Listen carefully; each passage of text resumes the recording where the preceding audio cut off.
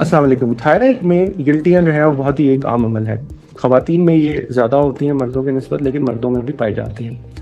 Thyroid की तमाम गिल्टियाँ ख़तरनाक गिल्टियाँ नहीं होती। इनमें से ज़्यादातर महफूज़ गिल्टियाँ होती हैं, लेकिन ये जान लेना ज़रूरी होता है टेस्ट की मदद से कि इनको इलाज की ज़रूरत तो नहीं है, स्पेशली अगर उसमें कोई ख़तरे वाली बात है। तो जैसे मैंने पिछली वीडियो में अर्ज़ किया था कि अल्ट्रासाउंड गाइड एफएनएसी और थायराइड फंक्शन टेस्ट, ये 3 चीज़ें होती हैं जो हम बेशतर मरीज़ों में यूज़ करते हैं इसके बारे में मालूमात हासिल करने के लिए, गिल्टी के बारे में। तो वंस अगर हमें ये पता चल जाए कि इसमें अल्ट्रासाउंड में या एफएनए में हमें कोई कैंसर का शुबा हो रहा है या कैंसर कंफर्म हो रहा है, तो फिर उसे आमतौर पर ऑपरेशन के ज़रिए निकालने की ज़रूरत होती है। और ये डिपेंड करता है कि गिल्टी का साइज़ क्या है, एक गिल्टी है या एक से ज़्यादा गिल्टियाँ हैं या दोनों साइज़ पर गर्दन में गिल्टियाँ हैं। तो उस डिपेंड करता है उसके ऊपर कि हमें थायराइड की एक साइड या एक लोब को निकालना है या दोनों लोब्स को निकालना है। अगर तो मल्टी नोडुलर है, एक से ज़्यादा गिल्टियाँ हैं, 3-4 गिल्टियाँ हैं या एक 6, 7, 8, 10 गिल्टियाँ हैं, तो आमतौर पे हम थायराइड की ग्लैंड को फिर मुकम्मल तौर से निकाल देते हैं।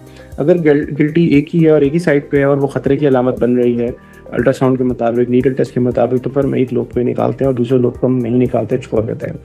क्योंकि बहरहाल थायराइड की हमारे जिस्म में भी ज़रूरत होती है। जिन लोगों में थायराइड मुकम्मल तौर पे हम निकाल देते हैं, उसके बाद जो है हमें ख़ास किस्म की दवा जिसे हम थायरोक्सिन कहते हैं, वो देनी पड़ती है सुबह नाश्ते से आधा घंटा पहले, लाइफ लॉन्ग, ज़िंदगी भर के लिए। तो ये जान लेते हैं कि थायराइड को कब कब निकाला जा सकता है, कब कब निकालने की ज़रूरत पड़ती है। इसकी 3 ही इंडिकेशंस हैं। नंबर 1 है कि हम जो है उसके अंदर अल्ट्रासाउंड एफएनए पे कोई कैंसर का शुबा या कैंसर कंफर्म हो गया, नंबर 1। नंबर 2, गिल्टी इतनी बड़ी हो गई है कि वो खाने के ऊपर, सांस के ऊपर, सोते वक्त, लेटते वक्त आपको दबाव दे रही है और आपको उलझन हो रही है या पेन हो रहा है गर्दन में।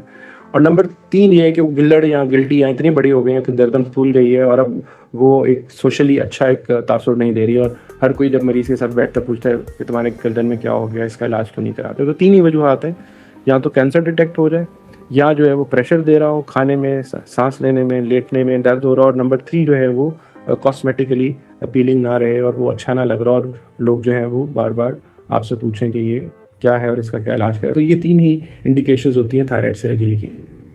शुक्रिया।